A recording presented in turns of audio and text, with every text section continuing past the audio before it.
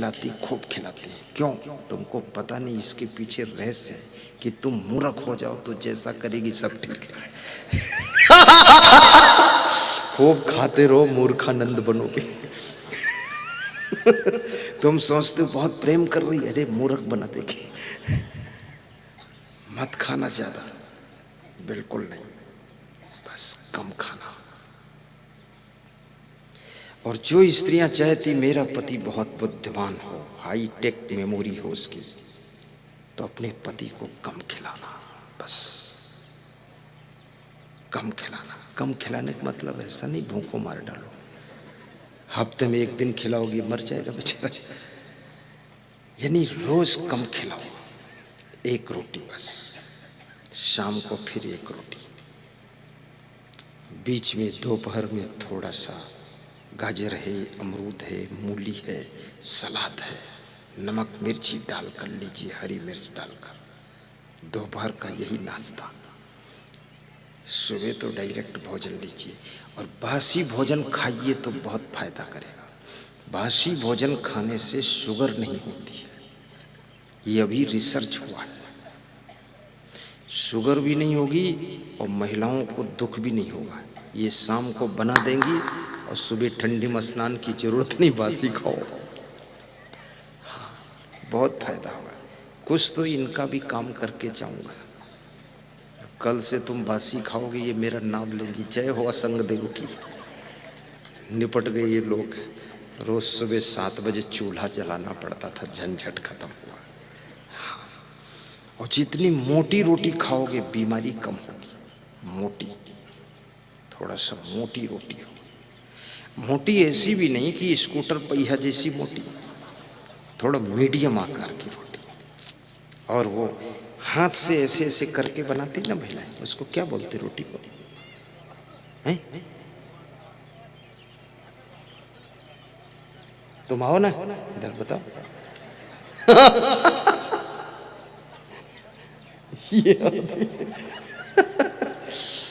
नहीं, ये 3 दिन यही काम करता रहेगा, जो समझ में आए समझाने आए। हाँ क्या? चेवर की भागर, जवारी की भागर। हाँ बस ठीक है, ऐसी रोटी, वो भी भाग्यशाली है। क्योंकि मैं यहाँ की सब भाषा नहीं जानता, फिर भी मेरी भाषा बहुत सरल है, तुम्हारी सब समझ में आ जाती है। हाँ बहुत सरल है। बासी रोटी। बुद्धि घटे बहु भोजन खाए, संत लोग गाइए इसको, समैया बाबा जी भाव से गाओ, ऐसा गा दो बुद्धि घट जानी चाहिए। गाइए। तेजे घटे सब भोग की संगति, बुद्धि घटे बहु भोजन खाए, बुद्धि घटे बहु भोजन खाए।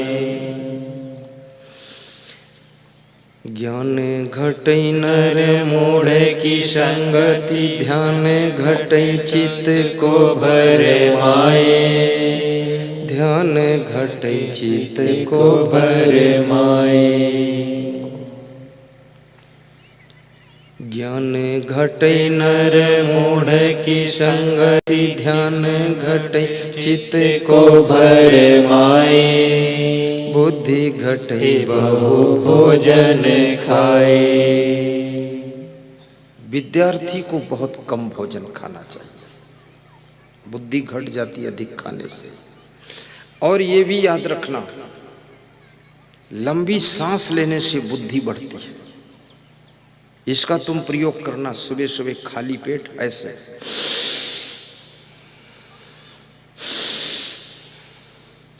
और लंबी सांस बैठ कर लो, कपाल भाती करो।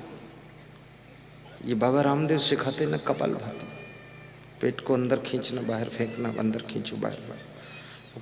बाबा रामदेव तो पेट को ऐसा घुमा भी देते हैं, लेकिन रामदेव जैसा तुम मत पेट घुमाना, तुम्हारी आंतें भी फंस जाएंगी। हाँ वो चक्कर मत पड़िए, क्योंकि रामदेव को तो पूरे विश्व को दिखाना है पेट घुमाकर। तुमको किसको दिखाना है? अपना पेट अपने पास रखना। बस हल्का व्यायाम। तो कुछ मत करो, सुबह सुबह थोड़ा दौड़ दिया करो, कपाल भाती भी हो जाएगी, पेट भी सब घूम जाएगा।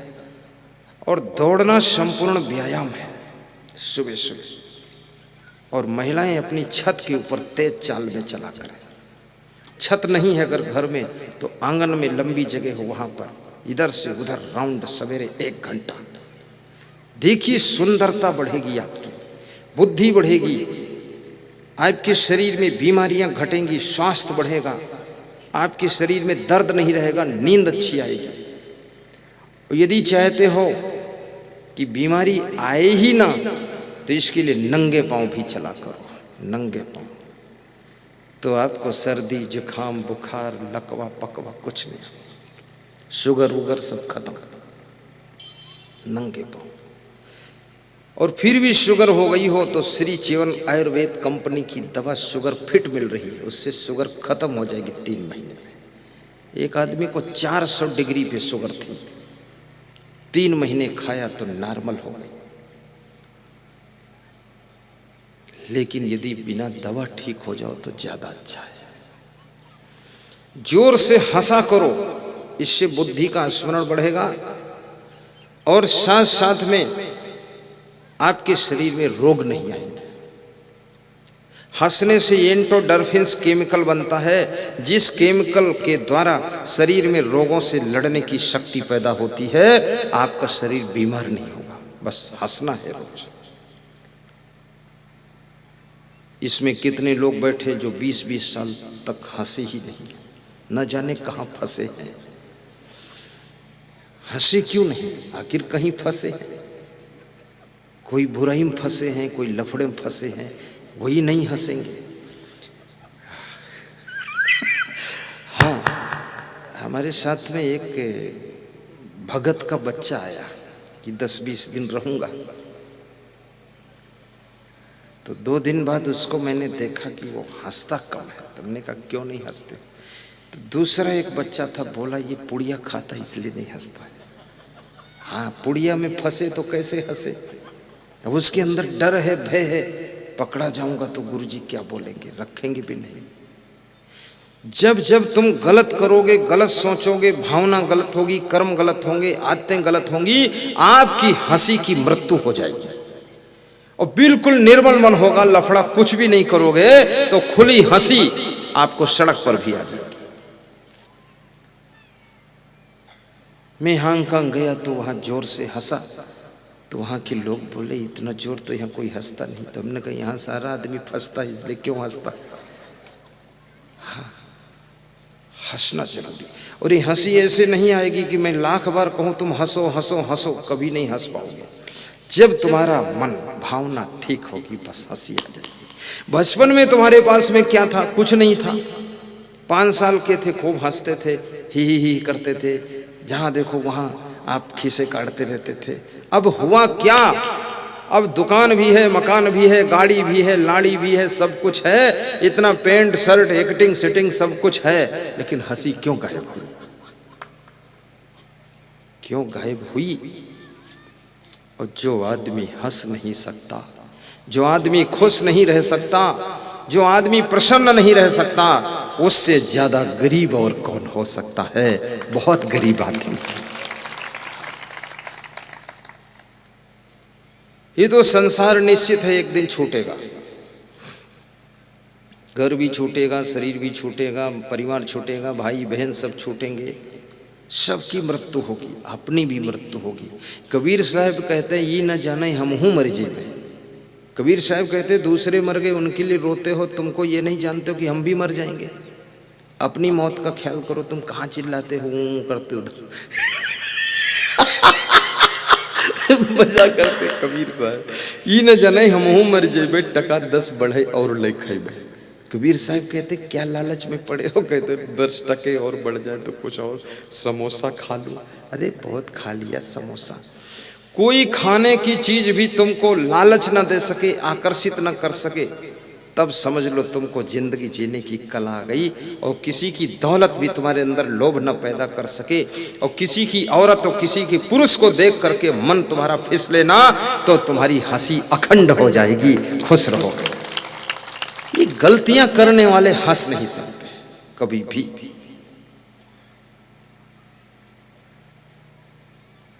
जो खो गया है उसको भूल जाइए, जो बच गया है उसका सदुपयोग कीजिए, जो और जरूरत है उसके लिए परिश्रम कीजिए, प्राप्त कीजिए। और परिश्रम से भी नहीं प्राप्त हो रहा है तो उसका भी त्याग कीजिए, और जो है उसका आनंद लीजिए।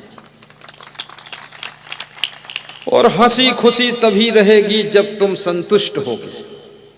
आज का आदमी ना तो पत्नी से संतुष्ट, न पति से संतुष्ट, न बेटा से संतुष्ट, न भाई से संतुष्ट, न माँ बाप से संतुष्ट, न सास ससुर, न ससुराल से संतुष्ट, न पड़ोसी से संतुष्ट, और न तो समधि से संतुष्ट, न दामाद से संतुष्ट। तो खुश कैसे रहो? संतुष्ट होना पड़ेगा। तुम्हारे जैसे लोग बन नहीं सकते, तुम्हारे जैसे लोग हो नहीं सकते, तुम जैसा चाहते हो वैसा ये सब रह नहीं सकते। थोड़ा अपने आप को भी समझाना सीखो, और बार बार शिकायत करना भी बंद कर दो। दाल में नमक ना हो मत कहो, उसी में सब्जी मिला के खा लो, क्या फर्क पड़ता, आखिर पेट में जाके सब मिल ही जाएगा। महीने भर में मैं भोजन करता हूँ, महीने में कम से कम 7 दिन या तो सब्जी में नमक गायब होगा या दाल में गायब होगा। और रोटी भी कभी कभी ऐसी गोल आती जैसे पृथ्वी गोल है, और कभी कभी ऐसी आती है जैसे हांगकांग शिकागो का नक्शा कटा हुआ है।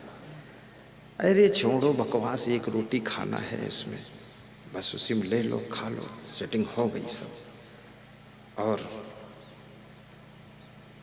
जिह्वा को भी जीतना है, आंखों को जीतना है। ये आंखें बड़ी चंचल हैं, इधर उधर सब देखना चाहती हैं। नहीं देखन की चाह है, नहीं सूंघन की चाह, नहीं स्पर्श की चाह है, केवल तन निर्वाह। थाईलैंड में हमें जाने का मौका मिला, वहां लोगों ने कहा ये देख लो देख लो। तो मैं गाड़ी में सो जाता था, तो हमारे संतों ने कहा सो जाते गुरुदेव को देखते नहीं। हमने कहा नहीं देखन की चाह है, नहीं सूंघन की चाह। सब वही पहाड़ है, वही सड़क, वही पेड़ पौधा, वही लफड़ा, वही नालायक, सब जगह है, कुछ नया नहीं है।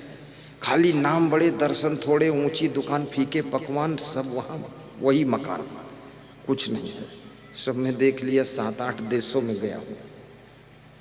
तुम जहाँ रहते हो वहीं ठीक ठाक रहो, अपने पड़ोसियों के साथ सही ढंग से रहो, अपने पति पत्नी के बीच में ठीक ढंग से रहो, तो ये आपका ह्यूरा सेनाड वार भी कोई स्वर्ग से कम नहीं है। बहुत अच्छा था। लोग बोलते हैं अमेरिका देखो, कुछ अमेरिका कुछ नहीं, सब फालतू का।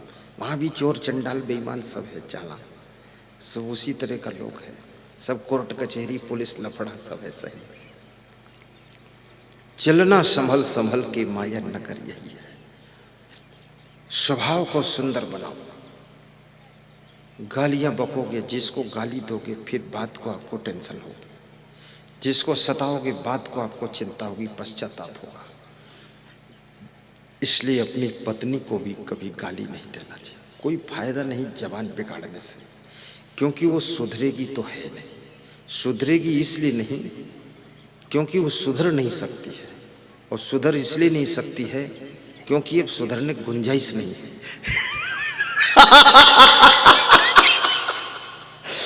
मेरे को छत्तीसगढ़ का एक भक्त मिला, बोला 40 साल से पत्नी से संघर्ष कर रहा हूं। हमने कहा काहे के लिए कर रहे हो? बोले साफ सफाई सिखाता हूँ, साफ सफाई रखती नहीं। तो हमने कहा 40 साल जब बिना साफ सफाई रह लिए, संघर्ष कर लिए, फिर भी नहीं साफ सफाई सीख पाई, सुधरी नहीं, तो आप लफड़ा खत्म करो, वही गंदगी खा लिया करो। आखिर 40 साल खा चुके।